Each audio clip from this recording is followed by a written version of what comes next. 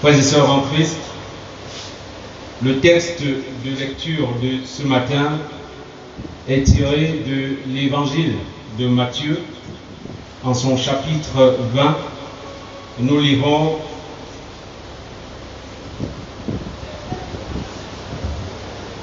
les premiers versets. Donc, versets 1 à 16, Matthieu chapitre 20. Matthieu chapitre 20, versets 1 à 16. Nous lisons dans la version 8 secondes.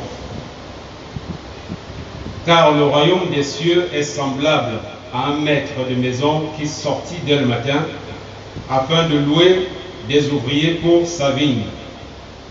Il convint avec eux d'un denier par jour et il les envoya à sa vigne.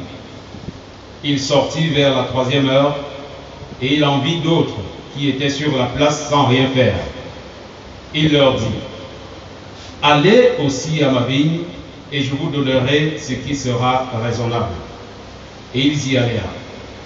Il sortit de nouveau vers la 6e heure et vers la 9e, et il fit de même. Étant sorti vers la 11e heure, il en trouva d'autres qui étaient sur la place, et il leur dit: pourquoi vous tenez-vous ici toute la journée sans rien faire? Ils lui répondirent: c'est que personne ne nous a loués. Allez aussi à ma vigne, leur dit-il. Quand le soir fut venu, le maître de la vigne dit à son intendant: appelle les ouvriers et paye-leur le salaire en allant des derniers aux premiers. Ceux de la 11e heure vinrent et reçurent chacun un denier. Les premiers vinrent ensuite, croyant recevoir davantage, mais ils reçurent aussi chacun un denier. En le recevant, ils murmuraient contre le maître de la maison et dirent: ces derniers n'ont travaillé qu'une heure, et tu les traites à l'égal de nous qui avons supporté la fatigue du jour et la chaleur. Et il répondit à l'un d'eux: mon ami, je ne te fais pas tort. N'es-tu pas convenu avec moi d'un denier? Prends ce qui te revient et va-t'en. Je veux donner à ce dernier autant qu'à toi. Ne m'est-il pas permis de faire de mon bien ce que je veux? Ou vois-tu de mauvais œil que je sois bon? Ainsi, les derniers seront les premiers, et les premiers seront les derniers. Amen. Bien-aimé peuple du Seigneur, bonjour. La pointe de la parabole des ouvriers loués à différentes heures se trouve bel et bien contenue au verset 16.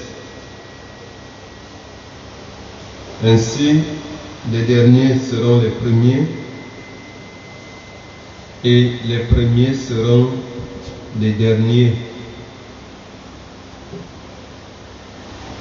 Les derniers seront les premiers et les premiers seront les derniers. Mieux vaut être dernier pour être premier que d'être premier pour être dernier. C'est le thème. Mieux vaut être dernier pour être à la fin premier que d'être premier au début pour finir par être dernier. Jésus-Christ présente le royaume des cieux dans cette parabole, non pas comme un regroupement de ceux qui répondent à un appel à la repentance ou à la conversion, mais comme un regroupement de ceux qui répondent à une vocation en vue d'un travail. Ceux qui répondent à une vocation en vue d'un travail. Le royaume des cieux tel que présenté dans cette parabole est donc un royaume des travailleurs et non pas un royaume des oisifs, non pas un royaume de ceux qui se contenteraient de répondre présent à un appel à la repentance ou à la conversion, mais c'est le royaume de ceux qui répondent à une vocation pour le travail, le royaume des bosseurs, des travailleurs.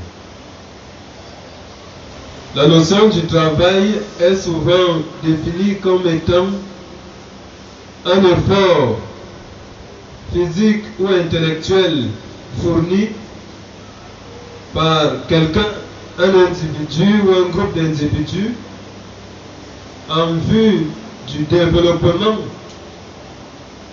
Le développement est donc la finalité du travail. Et le travail est à regarder comme étant le moteur essentiel du développement. Il n'y a pas de développement sans travail. On est ensemble. Il n'y a pas de développement sans travail.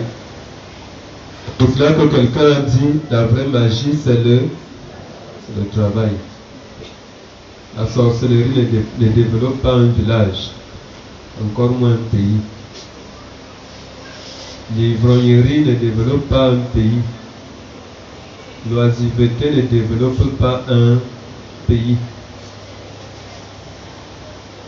Je veux dire que si nous ne travaillons pas, nous ne deviendrons jamais un pays en voie de développement ou même développé ou un pays émergent. Horizon 2040 combien? C'est 35. Si on ne travaille pas, on ne va jamais arriver. Jésus, à travers cette parabole, démontre donc toute l'importance que Dieu lui-même attache à la notion de travail. Dieu lui-même est le premier travailleur pour faire apparaître le monde, la terre, toute la verdure et tout ce qui constitue ce que les autres peuvent appeler la biocénose. Dieu a travaillé pour faire parvenir l'homme à l'existence. Dieu a travaillé par ses mains à le façonner. Dieu est donc le premier travailleur. Et tous ceux qui se veulent être de Dieu doivent travailler. Il faut travailler. Mais le problème,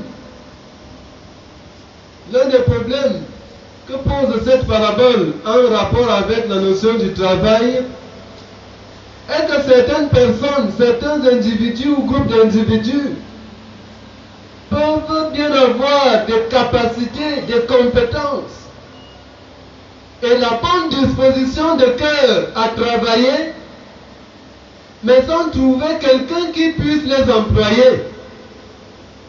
Tel est le cas avec les ouvriers rencontrés à la 11e heure. Pourquoi passez-vous toute la journée à ne rien faire?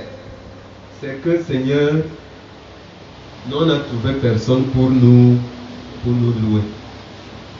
Le chômage.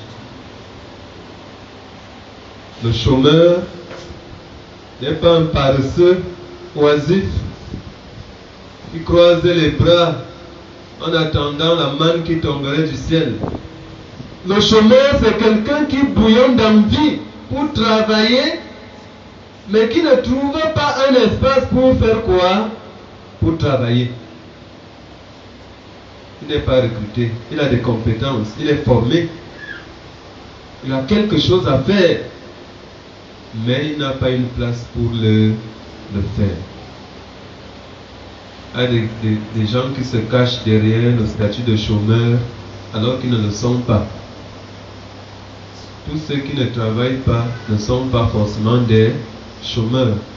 Je suis au chômage. Que sais-tu faire? Rien. Quelle formation as-tu? Rien. Qu'est-ce que tu sais même faire? Qu'est-ce que tu peux faire? Rien. Et ce genre de personnes trouvent que tout est difficile. Va fabriquer les parfums là-bas, oh c'est très dur. Va fabriquer le pain là-bas à la boulangerie, non je ne peux pas. Mais chaque jour on se plaint qu'on est au chômage, sans formation. Cette parabole pose aussi le problème du temps. Et puisqu'il est question du problème du temps, nous voulons vous dire qu'il y a deux chronologies dans le Nouveau Testament en rapport avec le découpage de la journée. Il y a une chronologie romaine et une chronologie juive. Les deux se côtoient parfois et s'entremêlent.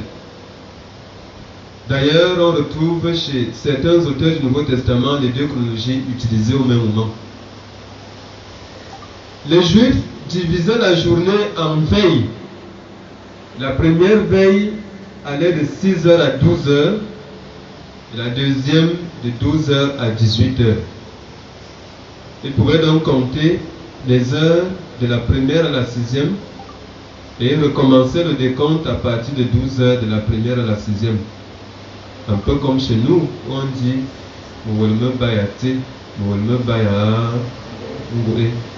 comme chez les Anglo, n'est-ce pas?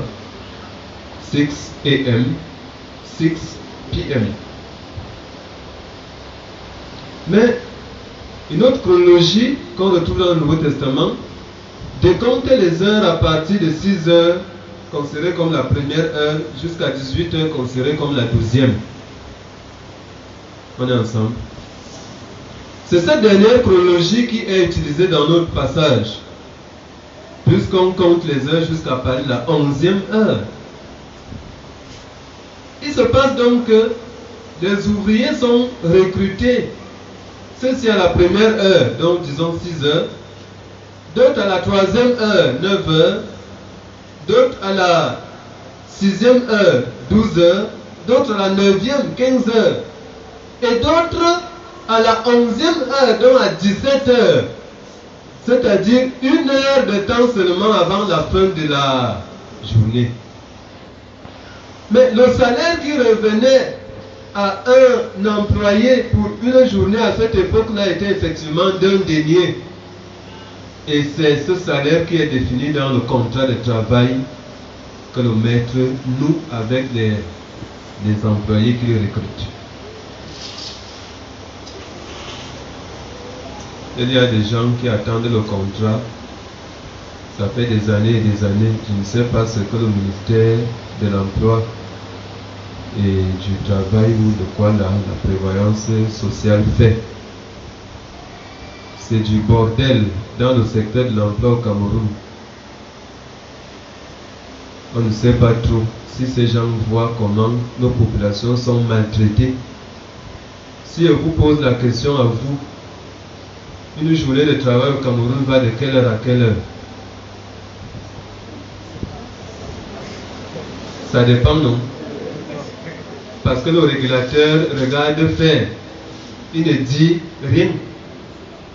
Il y a des gens qui travaillent de 6h à 22h. Et quand ils rentrent chez eux, ils reçoivent un coup de fil. Faire après tel dossier pour que demain matin ils soient prêts. De 22h à 5h, ils sont encore en train de travailler pour aller encore au bureau à 7h. Et en retourner à 22h. Le régulateur ne dit rien. C'est quand même bizarre, la situation laborieuse au sein de notre pays. Des employés qui ne donnent pas de salaire à leurs ouvriers, des employeurs qui ne donnent pas de salaire à leurs ouvriers après des mois de travail. Ils exigent de bons résultats, l'atteinte des objectifs. Des licenciements abusifs, moins d'erreurs, te fout à la porte. Tu ne peux même pas revendiquer tes droits. Tu as déjà fait 3 mois sans salaire. Tu ne peux pas le dire. Si tu ne veux pas travailler, rentre chez toi. Le régulateur ne dit rien. Quel drame. Mais chaque année, on fête le travail. C'était hier, non? La fête du travail. Avec des travailleurs malheureux. C'est très grave. Donc, notre employeur de notre passage, de notre parabole, a recruté des gens. Il a signé un contrat clair. Va travailler dans ma vigne pour toute la journée et je vais te donner un denier. Et à la fin, il donne effectivement à chacun le salaire convenu, le salaire promis. Il n'est pas malhonnête comme certains employeurs de notre temps. Mais il se pose un problème. C'est que son intendant, conformément à l'ordre qu'il reçoit, commence à payer les derniers. Ceux de la 11e heure. C'est par eux que l'huile commence. Il paye. Et puis il paye les derniers vers les premiers. Les premiers, quand ils arrivent, ils pensent qu'ils vont recevoir plus. Mais il n'en est rien. D'où leur indignation. Comment nous qui sommes là depuis 6 heures pouvons recevoir le même salaire que ceux qui sont arrivés à 17 heures? Pourtant, ça peut se justifier. Parce que 12 heures au travail, ce n'est pas effectivement 12 heures de travail. Bien. Et les Camerounais sont champions du nombre d'heures au travail. À 11 heures, il est déjà au bureau, mais bon, elles sont déjà au bureau. Mais elles essaient le vernis. La couleur, si vraiment ça ne cadre pas, on cherche le dissolvant, on verse sur ça, on racle, on essaie une autre couleur. Toc, toc, toc. Non, ce n'est pas encore ouvert, il faut attendre. Est-ce que oui, on est en train de travailler, mais on est au lieu de service. Donc d'autres ouvrent la porte et ils ressortent. On voit la porte ouverte, on croit qu'il y a quelqu'un. Je suis allé dans un bureau l'autre jour. J'ai pourtant trouvé la porte ouverte, il y avait quelqu'un à l'intérieur, mais la personne qui était à l'intérieur m'a dit il n'y a personne. Donc, vous pouvez passer 20 heures au travail sans effectuer même une seule heure de travail. Ça c'est deux. Et de deux, quand bien même vous effectuerez 2 heures de travail, une personne peut faire le travail que vous aurez fait en 2 heures en une seule heure, même en 30 minutes. Parce qu'il y a aussi la question de la force de travail, de la volonté au travail. Et nous avons un exemple dans le Nouveau Testament. Il y a les Pierre, les Jean, les Matthieu, les Thaddée, les Thomas et autres qui ont été recrutés très tôt comme faisant partie du groupe des 12. Et même Judas Iscariote.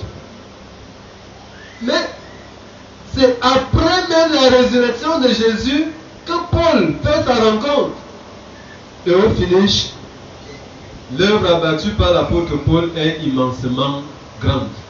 Et de très loin, comparable à celle des autres. D'ailleurs, lui-même peut s'en vanter quand il dit il m'est apparu à moi comme à un avorton, mais j'ai travaillé plus que tous. Et ces œuvres parlent d'elles-mêmes. Que de communautés créées, que d'épîtres écrites. Donc, on peut effectivement être là depuis 6 heures sans rien foutre. Et quelqu'un peut arriver là à 11 heures, à 17 heures, il fait en 45 minutes un énorme travail. On est ensemble. Voilà. Cette parabole met en mal la notion de la vocation tardive. Tardive selon qui? Selon les hommes. C'est quoi la vocation tardive? Qui es-tu pour dire de cette vocation qu'elle est tardive? C'est Dieu qui appelle, qui il veut, quand il veut. Cette parabole nous encourage donc tous à savoir qu'il ne se fait pas encore tard pour que nous nous mettions au travail dans la vigne du Seigneur. La pension publique limite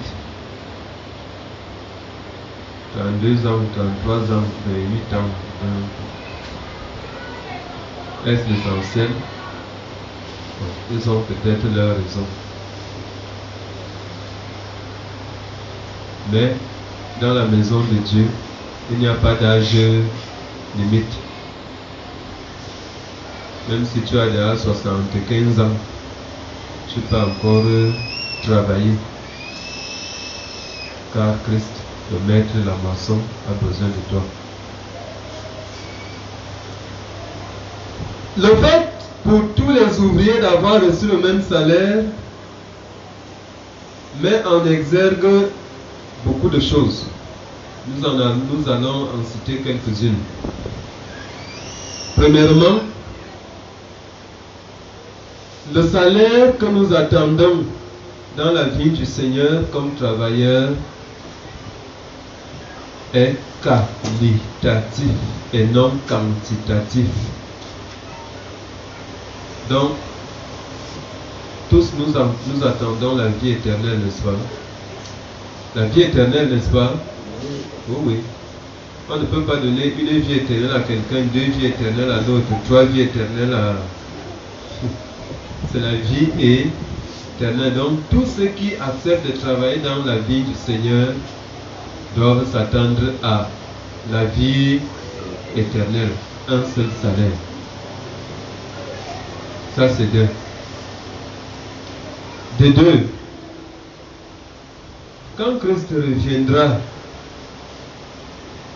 ceux qu'il aura trouvés vivants et veillants et travaillants seront effectivement les premiers à le voir et à contempler sa gloire, donc à bénéficier de cette vie éternelle. Ensuite, les morts que la mort avait ramassés alors qu'ils étaient en train de travailler, alors qu'ils étaient travaillants et veillants, ressusciteront pour la vie éternelle. Donc effectivement, les derniers seront les premiers, et les premiers seront les derniers. Troisièmement, il peut arriver que certains premiers se soient découragés entre-temps, qu'ils aient renoncé, n'est-ce pas, à travailler dans la vie du Seigneur. Ceux-là ne recevront rien. Rien. Cette parabole nous interpelle donc à rester en éveil et à travailler de mieux en mieux. Ne dis pas j'ai déjà trop fait. Tu as fait quoi? Travaille. Et chacun a quelque chose à faire. Il faut travailler. Cela est valable, que ce soit dans l'église, que ce soit dans notre société, dans le lieu de service. Ne dis pas que chaque jour c'est moi qui lave le bureau ci. Si quelqu'un d'autre ne lave pas, ça reste comme ça. Tant que tu as la force de le laver, lave-le. On est ensemble? Bien. Et ceux qui veulent être des derniers à la fin, bien qu'ayant été des premiers au début, qu'ils se découragent, qu'ils cessent de travailler, qu'ils apprennent à dormir. Ils seront effectivement des derniers. Mais pour nous, il faut mieux être premier du début à la fin Ou alors même être dernier pour finir par être premier, que d'être premier au début pour finir par être dernier. Que le Seigneur Jésus-Christ, le ressuscité, se révèle à nous comme à Paul et qu'il arme notre zèle à son service. Amen.